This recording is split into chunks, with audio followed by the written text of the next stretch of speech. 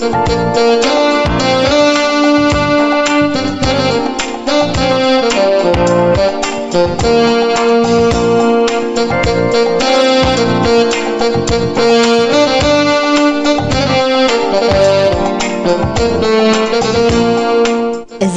አገልግሎት ድምጽ ሰላምናዩ አገልግሎት ሬዲዮ ሰላምና ኩሉ ጊዜ ምሽት ካብ 8 ፈረቃን ክሳብ ሰዓት 9 31 ሓፂር ማዕበል ይፍኖ ሎምውን መጽሐፍ ቅዱስ ብሬዲዮ ዝብል መደብ ሒዝና ቀሪብና ኣለና ورا سمعتنا سلامتنا بمقدم نبزنا يلوم مدب نسجاكركم فلما أتي بتعاطى بحونا باستر مكونن زم حلالف توم صحفات كميلهم تفزمهم زبل عابي أرسو كابز حلفز أتصدلوا وإنجيل يوحنس معرف عسرته نلومي قدما يكفل حيزلنا قريب له نكتاتلو أدي مجن حاونا روبل حيواي قواسيلو كزمرنايو سناي جيزي حكي زحبوس عزايو يسوس كقواسيكا كم يسوس بلي ركبين لبخا تصينكا أبتحتي زلالنا يخنابو وحشم زقعي رغيبين ينبر اللغو خموالتا بزكي وتخبيبين يا واي قواسا يسوس يا واي قواسا يا واي قواسا يسوس يا واي قواسا يا واي ابو يسوس يا واي ابو يا واي ابو يسوس يا واي ابو قصيلنا نمهارو زلنا ابتحت صحفات كميلهم تفصيمو من زبل وانجيل يوحنس معرف 10 ازي شادشا عابي تمرتي بزعبا قواسوت اب وانجيل يوحنس ازي تمرتي مغلات وانجيل يوحنس معرف 10 دحري اتي تامرات نايتو بعور التولد سب يسوع كريستوس كلت عينت تمرت زمهاروت نسو دما تمثال حزب سلازخونه وي دما مسلت حزب زخونه بعور تولد سباي قداماي بتو منفسو عينم زعورو يسوع بعل برهان عالم مخانو كغلصلم كله يوحنس معرف 9 اتخالاي كاني كلت غواسوت አለው ይዝብል እቶም ነሐቂ አባጊ እትሕያዋይ ጓሳ ከምዚ ሐቀኛ ጓሳ እቶም ዕውራ ሰባት ካ እትበዓል ዓስብ ዝኾነ ጓሳ ከምዝ መሃሮም እዚ ትምህርቲ ኢየሱስ ፍጹም ክትዕ ዝተቃውሞ ዘምጻሉ ትምህርቲ ኣብዚ መጀመርያ ትምህርቲ ምዕራፍ 10 ዝቀርበ ምሳሌ ወይ ድማ ምምስሳል ሰብማል ወይ ድማ ጥሪት እንስሳይ ዮሐንስ ምዕራፍ 10 ካብ 1 እስከ 5 እዚ ድማ ካብ ልምዲ ተሃገር ኣብ ማሕደር አባጊዕ ተወስደይ ኢየሱስ ዓቢ መምህር ስለዝኾነ ድማ ንመለኮታዊ ሓቅታት ብምሳሌ እዝጥቀመሎም ምምስሳል ካብቶም ኣዝዮም ፍልጣት ልሙዳት ነገራት ክወስድ ይግብኦ ስለዝነበረ ከምኡን ነገረ አምላኽ ብልጹር ክርዶም ከጽርየሎም ስለዝግባእ ብቀሊል መገድ ክምህሮም ጀመረ ኣብ ቅድም ናይ ትምህርቲ ኢየሱስ ዕዙዝ ዝኾነ ቃል በመጀመሪ ንስድማ እዚ ዕዙዝ ዝኾነ በሐቂ እብለኩም ኣለኹ በመባል አሜን አሜን ክብሉ ስለዝደለየ ምክንያቱ ትብርቱ ምጽራር እዚ ንርግጻኝነት ወይ ድማ ንሐቅነት ክብደቱ ናይቲ መልእክቲ ዝምህሮም እዩ ዘመልክተልና እቲ መንፈሳዊ ጉዕዞና ኣብ ሰማይ አሜን ተቀባልነት ክረክብ ከሎ አሜን ንክርስቶስ ኣብ ምድር ንስም ኢየሱስ ክርስቶስ ምስጋድ የድልየና ንስድማ ተደጋጊሙ ማራናታ አሜን بعصفي بمدغغام ابيت صلوت وي ابيت كريستيان كنرخبو زغبانا اباهلاي ስለዚህ ኢየሱስ ክርስቶስ በሐቅ ኢሉ ዕዙዝ ዝኾነ ቃል ብዛዕባ ጉስነት ዝመር ዘሎ መዝሙር ዳዊት ምዕራፍ 41 ጥቅስ 13 ምዕራፍ 72 ጥቅስ 19 89 ጥቅስ 52 ብዛዕባ ዚ አሜን بعصفي አምስካና ኣብ ጸሎትን ኮሉ ዝግብኦ ምዃኑ ዝምሩና ትምህርት እዮም እዚ ክትዕዚ መቀጸልተናይት ምስ ፈሪሳውያን ዝገበሮ ምዝራብ ዝነበረ ፈሪሳውያን ክርስቶስ ኣብ ዝገበሮ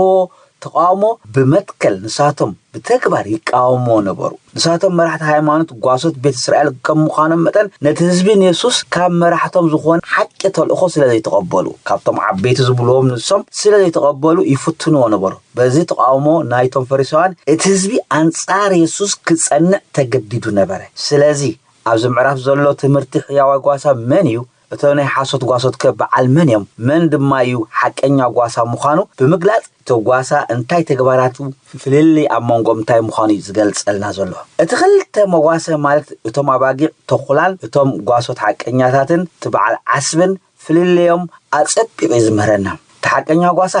ሓቀኛ ዝኾኑ መጓሰ ኣለዎ ከምኡውን ሓቀኛ ትምህርቲ ድማ ኣለዎ ስለዚ ተናባጊዕ ጥዑይ ጉስነት ይረኽባ ጓሶት ከዓ በብስመን ይጽውዕዎን ይወፍርዎን ድማ ስለዚ ድማ ኢየሱስ እቲ ሕያዋይ ጓሳ ኣነ እየ ዝበለ እቲ በኣፍ ደገ ዝኣቱ ግና ንሱ ጓሳ ኣባጊዕ እዩ ንሱ እቲ ሓላው ደገ ይኸፍተሉ ተናባጊዕ እውን ቃሉ ይሰምዓ ነተናባጊዕ ከዓ በብስመን ይጽውዕን ይወፍረን ተናባጊዕ ምስ ኣወፈረን ድማ ቀቅድሜን ይኸይድ እተናባጊዕ ድማ ድምፁ የለለያን እሞ ይሰምዖ ድምፂ ካልእ ዘይፈልጣ ስለ ዝኾነ ንኻልእ ከዓ ካብኡ ይገልባ ኣይሰምዖን ድማ ዮሐንስ ምዕራፍ 10 ካብ 2-6 ኣብዚ ትምህርቲ ዘሎ ክትዕ ብምሳሌ እዩ ዘቕርበልና ዘሎ ቀዳማይ መርትዖ ናይ ሓቂ ሰራቂ ጉሒላ ኣብ ልዕሊ መጓሰ ኣምላኽ ክፍኣት ብምግባር ኣብ ልዕሊ ሓቀኛ ጓሳ ድማ ጉድኣት ከውርድ ከም ዝመጽዩ ዘቕርበልና ወይ ዝምህረና ዘሎ ነስተብል ኦኩያ ሰባት ክፉእ ንምግባር እከይ ንምፍጻም ክሳዕ ክንደይ ጻዕራማት እዮም ንምዕናው ኣባጊዕ እንታይ ውዲት ከም ዝገብሩ ድማ ኣጸቢቑ ዝገልጸልና ዘሎ ንሶም ነዚ ንምግባር ዝኾነ መስዋዕት ክኸፍሉ ድልዋት እዮም እቲ ዝገብርዎ ሓደጋታት ኣዝዩ ከቢድ እዩ ንሕና ኣመንቲ ነዚ ምርዳእ ኣብ ኣገልግሎት እግዚአብሔር ዘለና ስንፍናን ግርህነትን ክነወግድ ከም ዘሎና እዩ ዝምህረና ዘሎ እቲ ካልኣይ መርትዖ እቲ ሓቀኛ ጓሳ ኣባጊዕ ዘሎ ሓልዮት ዘሎ ቅንዕናን ሓቅን ስለ ዝኾነ እቲ ዋና ዘለዎ ባህሪ ከም ስልጣን ዘሎ ብማዕጾ ይዛት ብግልጺ ብብርሃን ዕላማ ሓቀኛ ጓሳ ገለ ጽቡቕ ስራሕ ክገብር ይዝመጽእ ማለት ጠፍአት ክደሊ ተባረት ክመልስ እተሰብረት ክዝንን ንዝሓመቐትካ ከጽንዕ ዝሰሓተት ድማ ክመልሳ ነተም ብርቱዓት ድማ ክመንትን ክገንሖም ፍርዲ ከም ዘሎ ንኽገልጸልና ኣብ ሕዝቅኤል ምዕራፍ 34:16 ብገፊሕ ጽሒፉልና ኣሎ ኣባጊዕ ሓልዮ ሰብ የድልየን እዩ ዘፍርየን ዝምግበን ማይ ዘስትየን ዘወፍረን ይደልየን ትጓሳ ደገ ይኸፍተለን ብጥንቲ ኣብቲ ናይ ልምናድ እስራኤል ንመጓሳ ዘድልዮም ድሕነት ምንቲ ክኸውን መጓሳ ኣባጊዕ ኣብ ውሽጢ ደገ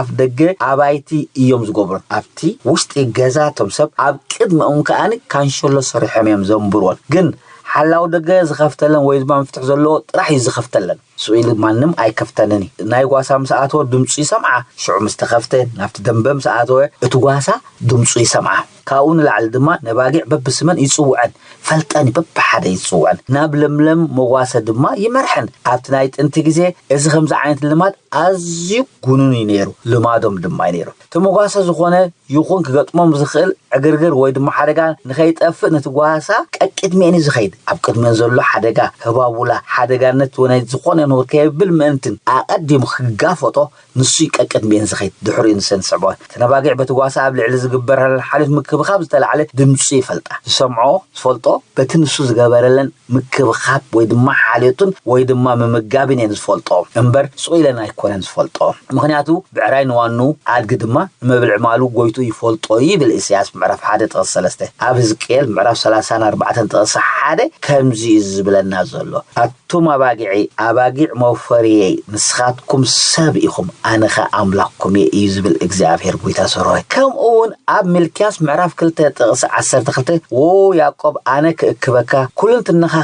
كب نتتعرف إسرائيل برقص كوي كم تنا باقع باصرة أم مواسين كم زلو مواسة بحبركم صومي كابز حسب تلعله برتع وقعتها كخوني زبل ديك سبات كم فترة أفتات ريم تمركزهم أباقع مواسة يبهلو حياة سبات كم حدثت فترات كم تنا باقع زي قدات صبو بهري أباقع علوم لمدم هداتهم بزي أو كم بجي أبتحتو إيد قاسهم بمئزاز أبتحت حرادي أمك بتعجستي أبتحت إيد أبقام دما بمتأمة زنبرو هيوان فترات يوم كمون دم متحازن ويدما مكبارن زفطرو لوه بهري على لوه بتوسخي كم بجي مسوات دما بزحد تقاملهم بحكي منفسوا مسوات مسجانا ዝሁቡ እዮም ከምታ በጊዕ ንማሕረድ መስዋዕት ተቀርብ ደቅስ ሰባቶም ናይ እግዚአብሔር ሰባት ድማን መስዋዕት ምስጋና ዝሁቡ ፍጥረት እዮም ሃሌሉያ እቲ ጽሑፍ ከም ዝብል ኣብ ልሙዕ መጓሰ ከፍረኔ ደንበንካ ኣብ ነዊሕ ኣኽራን እስራኤል ክኸውን እዩ ኣብኡ ድማ ጽቡቕ ደንበ ክድቅሳ ኣብ ስውሕ መፎሪ ኣብ ኣኽራን ኣጓስ እስራኤል ክጓስየነ ይብል ሕዝቅኤል ምዕራፍ 34 ጥቅስ 14 እግዚአብሔር ባዕሉ ኣብ ዙርኤን ከም መንደቕ ሓዊ እዩ እቲ መጓሰ እዚ ጽቡቕ ገይሩ ተደልዲሉ ይብል ድማ ዘካርያስ ምዕራፍ 2 ጥቅስ 5 እዚ መጓሰ ባጊዕ ብጉሕላታት ሰረቕቲ ብዙሕ ዝተቃልዐ ጉስነት ድማ ኣለዎ ንሓደ ተቃልዒ ተንኮለኛታት መታልት ርኹሳት ዘስሕቱ ጨካናት መስደት ድማ ዘጥፍኡ ዝበልዑን ሕሱማት ተኻሉ ኣብ ዙርኤን ኩሉ ግዜ ቆላለም ዝብሉ እዚ ግብረ ሐዋርያት ምዕራፍ 10 ጥቅስ 29 ይዛረበና ኣባጊዕ ክርስቶስ ካብኦም ሰሪቆም ናጋንቲ ክስኡ ወይ ድማ ምግቦም ክገብሩን ዝሰርቁን ብስእነትን ብጭንቀትን መከራ ገይሮም ከጥፍኡን ዝደልዩ ጎሓላሉለው ብኽዳና ባጊዕ ዝለበሱ ተኹላ كل جزء مستشجر أنت نباقي ماتيوس مرة شوعته تقص 15 تبعال عصب جنا وحيلايو تمرتو سجاويو حسابونا يمدرن تقمنيو سلازخ أيو إتي أباقي بجرنت بتقلاز بالله كم هو سرقي زمن تلن مخنياتو تبعال عسس سلازقواسين كتاب دم بباقي بأفضل جزئاتو بخالق مجد زحكر نص سرقة وحيلان كم زخانة بحق قبلكم الله خيبل شو يسوس كم بحدث بلم تندق باقي عنه كم زخانكو بحق قبلكم الله تم قدم زموسو كلاتهم سرقة وحلالو يوم إتنا باقي عنا أي سمعون منين سرقة بجك خسرقن كحردن كتفن إلو أي متسيني يبل يوحنس معرف 10 تقصي حدا إتي حق إن يقواسا بعلو كم زيل الله تدق أنا إيه بايز أتخدحن كأتم كواتسن مقاسون كركبي الحياة قاسا أنا إيه سلازي حق إن يقواسا هيوتو بيجاباقي يحلفو يهم حياة قاسا أنا إيه تناباقي فلتن تناباقيعوني فلتاني كم تأبون عايز فلتاني أنون أبو فلطي نفسي كأب بجاء تناباقي أحليفة كتسيلون كبزي مقاسة زي كوانا كأوك أباقي علواني نحن دما كم سنة كاليون كسام عين حدا مقاسة كونان كواس أنون حدا كخوني أنا نفسي بجاء حلف مليسون كواس دائمون سلازي أبو يفكرني يبالي بعلي بجاء حليفة إمبر كابا يزوز دايل بود بجاء خلف سلطان اللوني مليس خواص داون سلطان اللوني إزي كابا بوي اتقبل قويبل يوحنس معرف 10 كابا 10 حدث قاسة شمانت حدوث كيزاكا أمن فكار ويتاين أملاخي نسيخيخار بزين السخاص منا اللوني جباسيني نرجع عارف الماي مرحني بزين السخاص منالوني زباسيني نرجع عارف وما يبود سمرحني ديجمنا سلام نبلكم برها سمعتنا بمقصال حونا أقلقالي رزني دم يسوس زبل كابز حالفة زاطلة كالأي كفال حجمنا قريب الله تبو جيزي حكي زحب وسعزايو يسوس كقواسيكا كم يسوس بني ركبين لبخا جلسينكا أبتحكي زلادنا يخنابو وحسم زقعي رغيبين ينبر اللغو خموالتا بزكي وتخبيبين كبرات تخاتاتلتن سماعتن راديو سلامنا أمولا عالم تركبو كاب اكزيابير أبونان كاب قويتانا مدحناس قصصن حبرت منفس قدسن سلام نعاقاتكم يخون موصالهم معنتي حيزلكم مزيز اللهو كابتي إذا حالفة خوينو كالاي كفال تجميرنا يزلنا عرستنا شوعاتي ملكوتاوي سرح دم يسوس كريستوس أبانا زبلي كابتا إذا حالفة تنشوعات وزر حادن كلتن تماهيرنا ينيرنا مالك نمدقام زاكل نشيتن كفين ابتنايلو مخحلف دم يسوس كريستوس مسرتنا يمنتنا مدحنان مستر مخانو كمدوما هيوتنا يزخون فترة عبدو مخمزلو تزاريبنا بزيدم كا يقرتا حدقت مدحان كمزيلي سلازي اتدم يسوس كا دلي وزلو እግዚአብሔር አቦ መዃኑ ተዛሪብና ስለዚህ اتدم يسوس كريستوس اتسراح نايتدم مجمريا حدقت حاتيات يقبريلنا كابز فترة كسع يسوس كريستوس سمت كل زجبر زنبري نايم دحان مسواتات يشفن يخدن ينيرو مولو زحد دقا يكونن زدمسس عينبرن منتاي كابزي مدراوي زخوني فترة سلازخوني دم يسوس كريستوس جنا كابز فترة زي أيكونن قدسن نصهن صرويني لذي እግዚአብሔር አቦ ድማ ንደም ኢየሱስ ክርስቶስ ብቁዕ ኮይኑ ተቀቢልዎ ብድሕርዚ ንዝኣምን ዘበለ ኩሉ እቲ ምንጪ ወይ ዘርኢ ሓጢአት ኢሉ ብሰንኪ ዘይምእዛዝ ኣዳም ናብ ኩሉ ሰብ ዝሓለፈ ከምኡ ድማ ምራላዊ ሓጢአት ብደም ኢየሱስ ክርስቶስ ብምእማን ብምቕባል ሙሉእ ንሙሉእ ከም ዝሕደግ ተዛሪብና ነርና ማለት እዩ። ስለዚ ደም ኢየሱስ ክርስቶስ ሕድገት ሓጢአት ይገብር ኢልና ደገ ምሕረት ድማ ናብ እግዚአብሔር ይኸፍት ስራሕ ደም ኢየሱስ ከምኡውን ቁጥር 2 ዘለዓለማዊ ምድሓን ይገብር ሕድገት ሓጢአት ጎይታ ኢየሱስ ክርስቶስ ባዕሉ ቅድሚ ናብ መስቀል ምኻዱ ወንጌል ማቴዎስ 26:28 ጽዋ አልዒሉ እዚ ስተይዎ ክብል ኮሎ ንርኢ ንምንታይ እቲ ምእንቲ ብዙሓት ሕድገት ሓጢአት ዝፈስስ ናይ ሓድሽ ኪዳን ደመዩ ብምባል ስለዚ ከምኡውን ኣብ ኤፌሶን 1:7 እንታይ ኢልና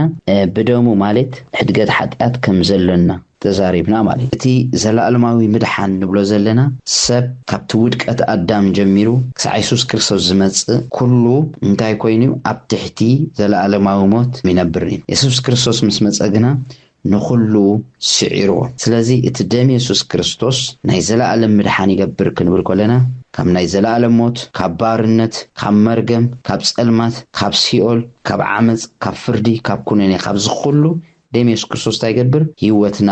የድሕን ማለት እዩ። ስለዚ ከምኡ ድማ ኣብነት ጠቂስና ደቂ እስራኤል ኣብ ዘጸአት ብኢድ ሙሴ ክወጹ ከለዉ ካብ ግብጽ ንቀይሕ ባሕሪ ናይ መወዳእታ ተኣምራት ዝነበረ ነፍሰ ከፍ ማይ ቤት ገንሸል ሓሪዶም ኣብ ኣፍ ደገ ልዳት ቤቶም እቲ ደም ክለኺዎሞ ሽዑ በኹር ዘበለ ክውቃዕ ነቲ ደም ርኢዩ መልኣኽ ሞት መጺኡ ነቲ ደም ምልክት ርኢዩ ድማ ክሰግር ምዃኑ ትእዛዝ ምሳቦም ከምኡ ድማ ገይሮም ናይ ኢየሱስ ክርስቶስ ደም ናይቲ ገንሸል ጽላሎት ስለዚ በዚ መስዋዕቲ ናይ ገንሸል ኩሎም ኮይኖም ካብ ግብጽ ካብ ባርነት ካብ ጭቆና ካብ ርዑት እንታይ ኮይኖም ሙሉእ ንሙሉእ ነፃ ወጽኦም ስለዚ ካብ ግብጻውያን ካብ ፍርዖን ካብቲ ዝነበሩ መግዛእቲ ጭቆና ባርነት ሰሎም ተጋሂሱ ተገዚኦም ዝነበሩ ሙሉእ ንሙሉእ ኣድሒኖም ደም ትገንሸል ማለት ከምኡ ድማ ኣብ መጽሓፍ ዕብራውያን ምዕራፍ 9 ቁጥሪ 12 ናይ ዘለዓለም ምድሓን ከም ዝሃበና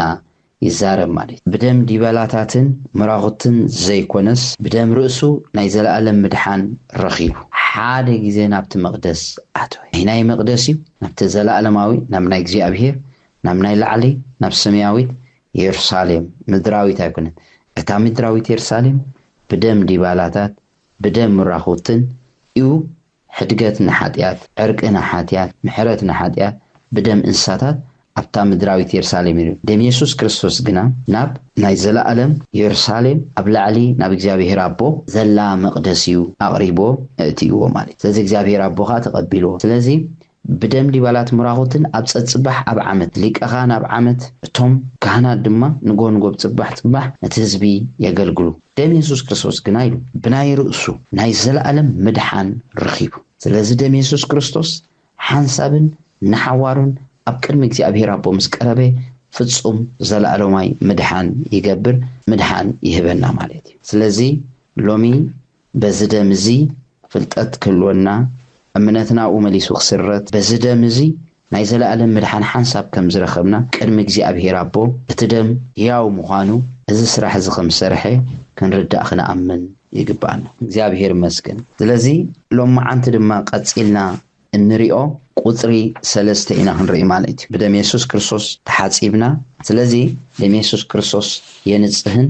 ይሓጽብን ይማል ደም ኢየሱስ ክርስቶስ መጀመርታ ሕድገት ሓጢአት ይገብረልና ካብኡ ቀፂልና ናይ ዘለዓለም ምድሓን ይውህበና ጅድማ ቁጥሪ 3 ደም ኢየሱስ ክርስቶስ ይሓጽብ ኢሉና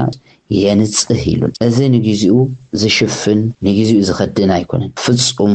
ምንጻህ ፍጹም ምሕጻብ ይገብር ምክንያቱ እቲ ስራሕ ተሓይሊ እቲ ስልጣን ናይቲ ደም እቲ ብቕዓት ናይቲ ደም ከምኡ ዝገብር ማለት ነዚ ዝገልጸልና ኣብ መጽሓፍ ቅዱስ ራእይ ዮሐንስ ምዕራፍ 1 ካብ ቁጥሪ 4-5 ዘሎ ክንርኢና ዮሐንስ ነተን ኣብ እስያ ዘለዋ 7 ማሕበራት ካብቲ ዘሎን ዝነበረን ዝመጽን ካብቶም ኣብ ቅድሚ ዝፋኑ ዘለዉ 7 መናፍስትን ካብቲ እሙን ምስክርን በኹሪ ሙታትን ርእስ ነገስታት ምድሪ ዝኾነ ኢየሱስ ክርስቶስ ከዓ ጸጋን ሰላምን ምሳኻትኩም ይኹን ንዕኡ ነቲ ዘፍቅረና ዘሎ ካብ ሓጢአትናውን ብደሙ ዝሓጸበና እዚ ካብ ሓጢአትና ሕድገት ሓጢአት ይግበረልና ኢልና ካብ ሓጢአትና ድማ ብደሙ እንታይ ገይሩና ሓጺቡና ኢሉ ስለዚ بكريستوس يسوس نزأمني انتاي كويني حدياتو بدم يسوس كريستوس تاي كويني تحصيبي مالت إذا زينا إذا يزلنا نايدو مسرح نايدو محايلي زي مالت كم دما قدام يوحنس حدا شوعات خانرينا نزدقفنا هم تنسو أبرهان زلو أبرهان تتملالسنا جنا نحد حدنا حبرت علون دم يسوس كريستوس ودون كاب كل حدياتنا ينصحنا يلو مغنياتو التدم أبي يسرح جي أبرهان يسرح يسوس كريستوس أنا برهان عالمي ثم بأيزا أمن دما برهان يخميلنا ስለዚህ ብርሃን ስለዝኾና በብርሃን ንማላለስ እግዚአብሔር አቦ አንታይ ብርሃን አው ጸልማት ኮቶ የልቦ ስለዚህ ደም ኢየሱስ ክርስቶስ አበይ ዘዓይ አብ ብርሃን ይዘዓይ ደም ኢየሱስ ክርስቶስ ወዱን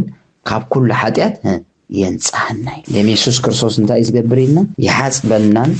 የንጻህና ከመሆና በዕብራውያን 9:10 ተንሪና ስለዚህ ደም ዲባላት አራውሕን ሓሞኽሽተ አርሕን ኣብቶም ዝረኾሱ ተነጺጉ ንምጽራይ ስጋ ዝቅድስ ካብ ኮነስ ኢሉ እቲ ክሳዕ ኢየሱስ ክርስቶስ ዝነበረ ስርዓት ናይ ዕርቅን ዝነበረ መስዋዕቲ ናይ ሓጢአትን ዝነበረ ናይ ምንጻህን ምሕጻብን እቶም እንስሳታት ኣብ ህይወት ሰብ ዝነበረ መስዋዕቲ ክሳዕ ኢየሱስ ክርስቶስ ዝመጽእ ታይልዎ ስለዚህ ደም ዲባላታትን አራውሕን ሓሞኽሽተ አርሕን ኣብቶም ዝረኾሱ ተነጺጉ ንምጽራይ ስጋ ዝቅድስ ካብ ኮነስ ስለዚህ ዶምቶም ኩሎም ዝነበሩ ንስጋ ዝቅድስ እዩ ካብ ስጋ ሓሊፉ ነቲ ናይ ውሽጢ ሕልና ምንጪ ወይ ዘርኢ ወይ ከዓ ማንነት ናይ ሓጢአት ክፍውስ ከንጽህ ክሓጽብ ኣይክእልን ነይሩ ኣብ ቁጥሪ 14 ግን ራእይዋ ደም ክርስቶስ ብናይ ዘለዓለም መንፈሱ ገይሩ ርእሱ ብዘይጽያፍ ንኣምላኽ ዘቐረበ ግዳ ንስኻትኩም ንሕያው ኣምላኽ ከተገልግሉ ክንደይ ኣዝዩ ንሕልናኹም ካብ ሞት ግብሪ ዘየንጽሖ ስለዚ ኣብቲ ብሉይ ኪዳን ብምሉእ ክሳዕ ኢየሱስ ክርስቶስ ዝመጽእ እቲ ደም ዲባላታት ኣራውሕን ሓሞኽሽተ አርሕን ብምሉእ ተነጺጉ ንምጽራይ ስጋ እዩ ንስጋ እዩ ዝቅድስ ወይ ከዓ ነቲ ናይ ውሽጢ ማንነት ዘርኢ ንዕኡ ነቲ ሕልና ነቲ መንፈስ ከንጽህ ኣይክእልን ነይሩ ብቑዕ ኣይኮነን ንዕኡ ማለት ንጊዜኡ ግን ንስግኦም يقدسهم نير እንደገና ይደግሙ ከም መስዋዕት يقربو يقدسهم ስለዚህ ትምቅዳስ ይሁን ትምሕጻብ ይሁን ንጊዜኡ ነይሩ ማለት ደም ኢየሱስ ክርስቶስ ግን ብናይ ዘለዓለም መንፈስ ገይሩ ዘይጽያፍና ኣምላኽ ምስቀረበ ደም ኢየሱስ ጽያፍ ይብሉን ሕዋስ ይብሉን ንጹህ ጽሩይ እዩ ስለዚህ ቅድሚ እግዚአብሔር ምስቀረበ ንዘለዓለም ታይገሩ የንጽህ ማለት ስኻፍኩም ንሕያው ኣምላኽ ከተገልግሉ ሽዑ ሕልናና ታይ ኮይኑ ነጽህ ይብለናል ሕልናና ኣብ መንፈስና እዩ ዘሎ ስለዚህ እንታይ ኮይኑ ማለት እዩ حلناهم كاموت جبري زينصه دم يسوع كريستوس دايو نحلنانا ينصه معناته حلنا سب كل جزء بدم يسوع كريستوس تزينصيو كل جزء موت جبري يزلو ስለዚህ ህያው ዝኸውን بدم يسوع كريستوس እዩ ዝነጽህ ዝሕጻፍ ማለት ስለዚህ በትናይ ዘለዓለም መንፈስ ገይሩ ታገይሩ ንኣምላኽ ዘይጽያፍ التدم مسقربو احنا انتي كوينا مالتيو نتيا املاح كنغلغل بقعات رخيبنا كاموت جبري مسنصحنا نسناي جبري كنغلغل كيلنا مالت እግዚአብሔር ይመስገን ስለዚህ ቁጥር 15 እንታይሉ በዚህ ምክንያት እዚዩ ካብቲ ኣብ ቀዳማይ ኪዳን ተገበረ አበሳን ምድሓን ዝኸውን ሞት ምስኮነ ቶም ጽዋዕነታ ተስፋናይ ዘለዓለም ርስት ምእንተ ክረኽቡ ኢሉ ንሱ ማእከላይ ሓድሽ ኪዳን ዝኾነ እግዚአብሔር ይመስገን እዚያኻ እታ ቁጥሪ 3 ኢየሱስ ክርስቶስ ይሓጽብን የንጽህን እዩ ስለምንታይ እዩ ደም ኢየሱስ ክርስቶስ ዝሓጽበና ዘንጽሃና እንታይ ትዕላማ ምክንያቱ ንዕኡ ገንዘቡ ክንኮኖ ህዝቢ ክንኮኖ ይበጃህና ኮይኑ ምክንያቱ ኣብ ቲቶስ 2:14 ኾም ይዝብ ንዕኡ እንታይ ህዝቢ ክንኮኖ ንሰናይ ግብሪ ንቐንእ ህዝቢ ክንኮኖ ኢሉ እሱ በጃህና ኮይኑ ማለት ኣብ ራእየ ዮሐንስ 7:13 እንታይ ይብል ካብቶም ሽማግለታት ሓደ ድማ እዞም ጻዕዳ ክዳውንቲ ተኸድኑስ እንታወትዮም ካበይ ከመጹ ኢሉ መለሰለይ ኣነውን ጎይታይ ንስኻት ፈልጥ በልኩ እሱ ከዓ እዚኣቶም ካብቲ ብርቱዕ ጸበባ ዝመጹ እዮም ክዳውንቶም ከዓ ብደም ትገንሸል ሓጺቦም ኣጻዕዶ ስለዚ ብደም ትገንሸል እንታይ ኮይና ክዳንና ጻዕዲ ኢሉ እዚ ከዓ ክዳን ማለት እቲ ልብሲ ናይ እግዚአብሔር ማንነት ማለት ክዳውንቶም ኣጻዕዲዮም ይብለና ደም ኢየሱስ ክርስቶስ ስርሑ ኣዝዩ ግሩም ዝኾነ መለኮታዊ ስራሕ ደም ኢየሱስ ክርስቶስ ኢና ንመሃር ዘለና ስለዚ ኣብዚ ምርዳ ኣብዚ ፍልጠት እዚ እንተመጽኢና ኩሉ ግዜ ህይወትና በዚ ቃል እዚ እዩ ዝምራሕ ንሎም ማዓንቲ እዚኣ ቁጥር 3 ደም ኢየሱስ ክርስቶስ ይሓጽብ ደም ኢየሱስ ክርስቶስ የነጽህ ዝብል رئينا مالتنا እግዚአብሔር አምሮኩም ይባርክ كابرسو زفاس دمو السعال مرو طببي بنيو تيكام معبرتو زفاس دمو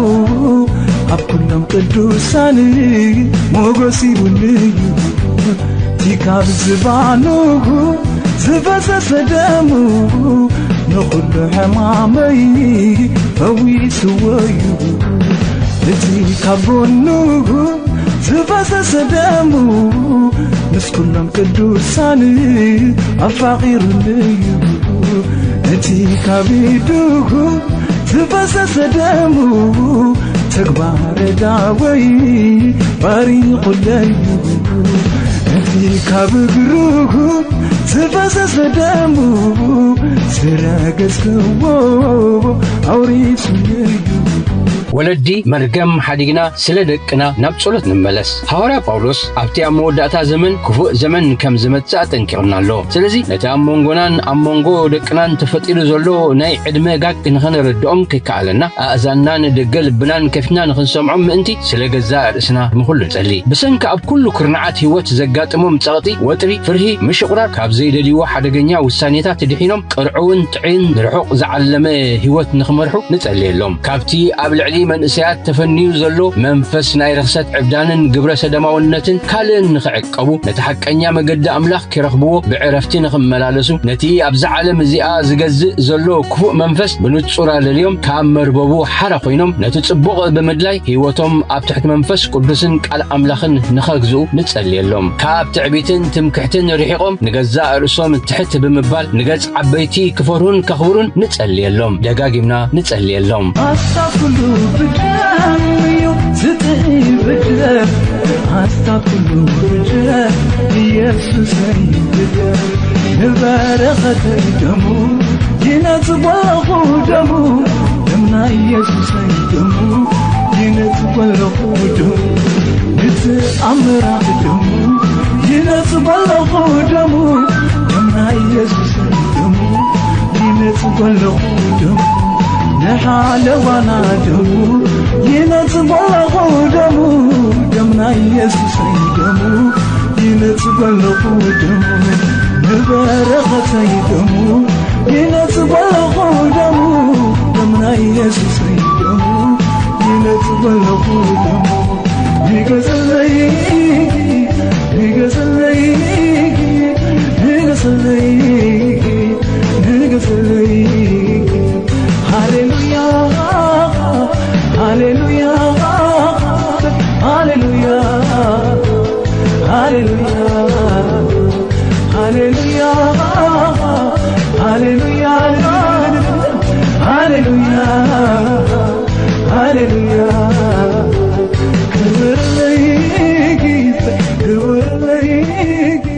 سمعتنا أقلقلت دمس سلامنا إخوم كتكتاتلو صنحكم بإنترنت نتكتاتلو أمرباب حبريتا www.salamna.org ترخبنا كم أون بفيسبوكن بيوتيوبن أب Voice of Salamna ترخبنا حتى رأيتو ويكا كتبركتو وقت داليو حبريتا مزهلوكم Voice of Salamna@yahoo.com إلكم سلدلنا صباح منسين هيواتن زبل مدبنا كتكتاتلو بخبر نعدمكم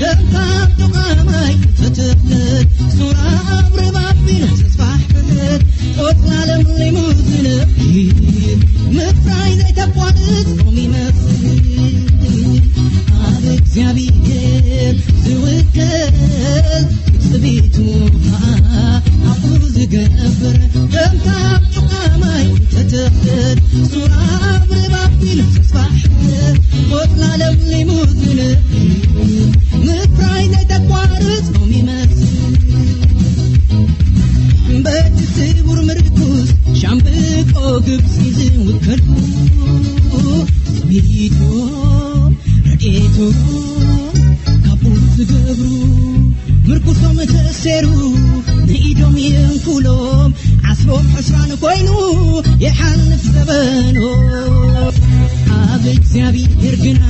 ዝውከል ትጽቢቱ ዝገብር ገምታብ ጥቃማይ ተተፍት ሱራ አብርባቢል ተስፋሕት ቆጽላለም ሊሙዝን ምፍራይ ዘይተቋርጽ ቆም ይመስል ብብስሒ ጀጋንኦም ብመገዶም ዝእመኑ ብኢድ ጎይታ ምድቃቅ ዘይሓርዩ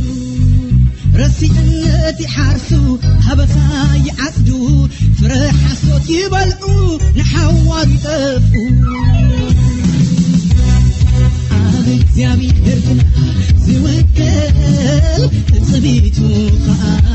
ካፉ ዝገብር ገባብ ተቃማይ ተተፍር ሱራ አብርባቢሉ ተስፋሕት ቆጽላለም ሊሙዝን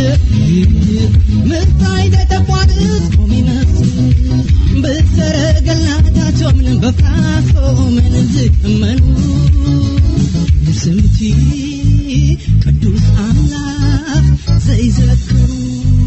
ንሳቱ መገኒኖም ከምዘይትስኡ ወዲቆም መሰረቶም በሪሱ ዝረገጥዎ ጸሊምዎ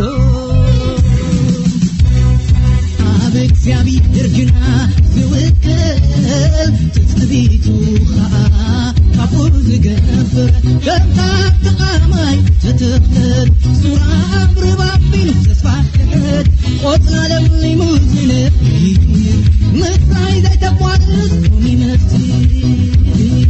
ኣብ ጎይታ ኢየሱስ ዝውከል ትጽቢቱ ከዓ